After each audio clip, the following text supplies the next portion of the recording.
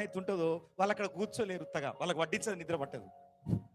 పైసలు ఆడాలి, వాళ్ళు పోయి వడ్డిస్తూనే ఉంటారు, వాళ్ళని ఎవరు విలువరు.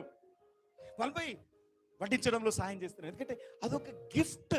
Sharing, sharing is a gift. అలాగే ఇవ్వడం కూడా ఒక వరమే. ఇవ్వడము అనేది ఒక వరము. కొంతమంది లోపల వరము బలంగా పనిచేస్తూ ఉంటుంది. వాళ్ళ దగ్గర ఇవ్వడానికి ఏమి ఉండకపోయినా ఏదో ఒకటి చేసి ఏదో ఒక రీతిగా ఇవ్వడానికి ప్రయత్నం చేస్తూ ఉంటారు. అదొక గిఫ్ట్. ఏంది అబ్రహ్మణ్ ఈరోజు అన్ని ఎక్కడెక్కడో కొత్త కొత్త విషయాలు చెప్తా ఉన్నాడు. 9 కృపావరాలు అయితే ఇన్ని వరాల గురించి చెప్తున్నాడు అని మీరు అనుకుంటున్నారా? చూడండి, రోమిలకు రాసిన పత్రిక తీయాలి, అందరు తీయాలి. 12వ అధ్యాయం